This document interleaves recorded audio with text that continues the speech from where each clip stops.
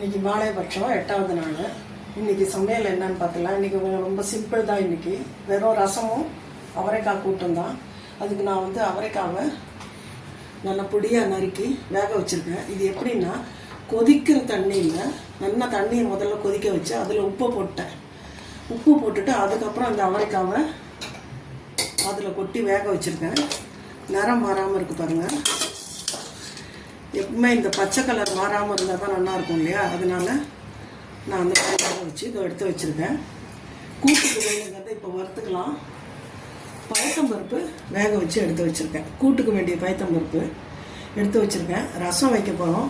ரசத்துக்கு தக்காளி இதெல்லாம் நறுக்கிண்டு ரசப்பொடி போட்டு ரசம். நான் இந்த ரசம் இன்ஸ்டன்ட் ரசம் உங்களுக்கு சொன்னேன். அதுக்கு புளியெல்லாம் எதுவுமே தேவையில்லை. வெறும் தக்காளி மட்டும் போட்டு வெந்நீரில் கொதிக்க வச்சு வேணும்னா பருப்பு தண்ணி ஊற்றிக்கலாம். இல்லைனாலும் அப்படியே பிளெயினாக தாளித்து கொட்டினா போகிறோம் அப்படின்னு நான் உங்களுக்கு முன்னாடியே ஒரு வீடியோ போட்டேன். அந்த ரசப்பொடி தான் இப்போ நான் ரசம் வைக்க போகிறேன். அதனால் அது புளி தண்ணியெல்லாம் தேவையில்லை. வெறும் வெந்நீரில் தக்காளியை நறுக்கி போட்டு அந்த பொடியும் போட்டு அந்த ரசம் எப்படின்னு அதையும் காமிக்கிறேன். இப்போ இந்த கூட்டுக்கு வேண்டியது என்னென்னாலும் வறுத்துக்கலாம். இப்போ இந்த கூட்டுக்கு வறுத்துக்கலாம். இது ஒரு 1/2 கிலோ இருக்கும் இந்த அவரைக்காய். நான் அதுக்கேற்ற மாதிரி இது சாதாரணமாக தேங்காய், சீரகம், அப்புறம் காஞ்ச மிளகாய் இதை மட்டும் பச்சையாக அரைச்சி விட்டும் பண்ணலாம். ஆனால் இது பொரிச்ச கூட்டு மாதிரி பண்ணுறோம். அதனால் இதுக்கு கொஞ்சம் காரம் கூட இருந்தால் தான் நல்லாயிருக்கும். ஒரு 5-6 காஞ்ச மிளகாய் போட்டிருக்கேன். கொஞ்சம் கடலை பருப்பு. இது மட்டும் தான் வறுத்துக்க வேண்டியது. இதையும் வறுத்துட்டு தேங்காயும் இதில் போட்டு நல்லா வறுத்துக்கணும். நான் 1 டேபிள் ஸ்பூன் நிறைய போட்டிருக்கேன் கடலைப்பருப்பு. ஏன்னா காய் நிறையா இருக்கிறதுனால இது கொஞ்சம் நல்லா செவக்க வறுத்துக்கலாம். பாருங்க நல்லா செவந்துடுத்து. இதில் மிளகாயும் போட்டிருக்கேன். துருவின தேங்காய் இல்லை, அதனால தான் நான் தேங்காய் கீட்டு எடுத்து போட்டிருக்கேன். இந்த மிளகாயை கொஞ்சம் தனியாக எடுத்துட்டேன். ஏன்னா கருகி போயிடக்கூடாது. இது கொஞ்சம் இந்த எண்ணெயில் கொஞ்சம் வதங்கணும்.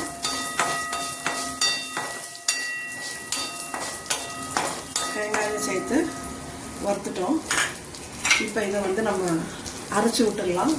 இது காய் வெந்தெடுத்து இதில் வெறும் வெந்நீரில் நான் தக்காளியை நல்லா கரைச்சி விட்டுருக்கேன். கொஞ்சமாக ரசப்பொடி போட்டிருக்கேன். அதனால தான் அந்த கலர் வருது. இன்னும் கொஞ்சம் போடணும்.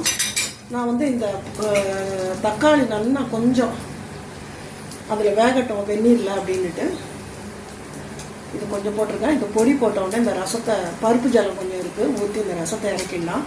இந்த கூட்டுக்கு நான் அரைச்சின்னு வந்துடுறேன். அதுக்குள்ளே இந்த கூட்டுக்கு அரைச்சின்னு வந்துட்டேன். இதை கொட்டிடலாம்.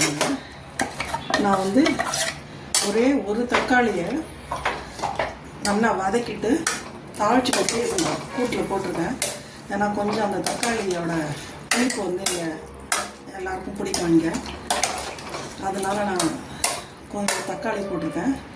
அது அரைச்சி கொட்டினது ஊற்றிருக்கேன். இது கொஞ்சம் கொதிக்கட்டும். இதையும் கொஞ்சம் நல்லா அலம்பி விட்டுருவோம்.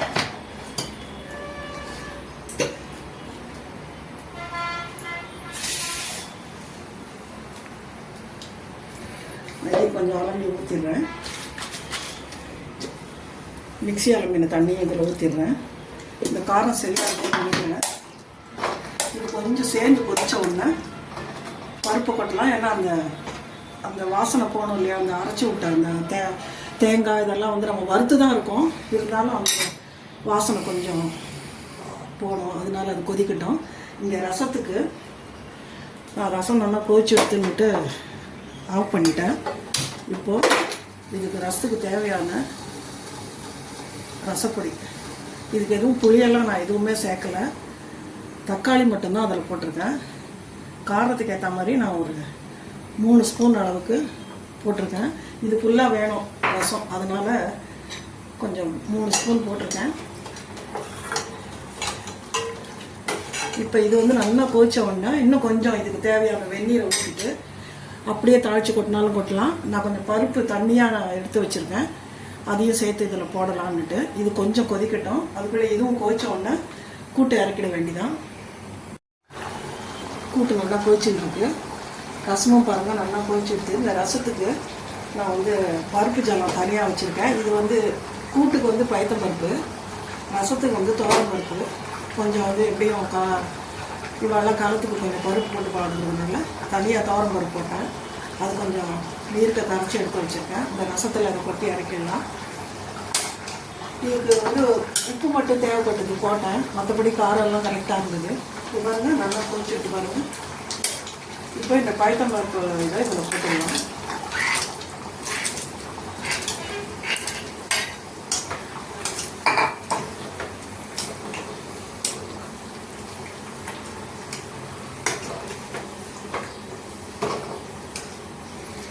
அவ்வளோதான். இப்போ இந்த பருப்போடு சேர்ந்து ஒரு கொதி வந்தால் போதும்.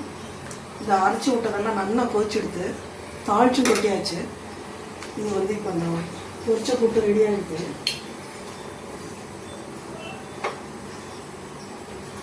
இது கொதிச்ச உடனே இறக்கிடலாம். ரசத்துக்கு கொத்தமல்லி மேலே போட்டுட்டு அதுக்கு மட்டும் ரசம் ஆகிறதுக்கு மட்டும் கடுகு தாளிச்சு கொட்டினா இன்றைக்கி சமையல் முடிஞ்சுது. இன்றைக்கி சிம்பிளாக வெறும் கூட்டும் ரசமும் தான் இன்றைக்கி 8வது நாள் மாலை பட்சம் சமையல். ரசத்துக்கு இதில் கொஞ்சம் கொதிச்சுடுத்து. இப்போ நான் இந்த தண்ணியை ஊற்றிடுறேன். இதில் பருப்பு தண்ணியை பாருங்க, தண்ணியாக தான் இருக்குது. இதுக்கு வந்து லேசாக நுர வர மாதிரி பொங்கி வந்தால் போகிறோம். இது தாளிச்சு போட்டுறதால தான் அந்த கூட்டு கொதிச்சுடுத்து. அடுப்பு அணைச்சிடலாம்.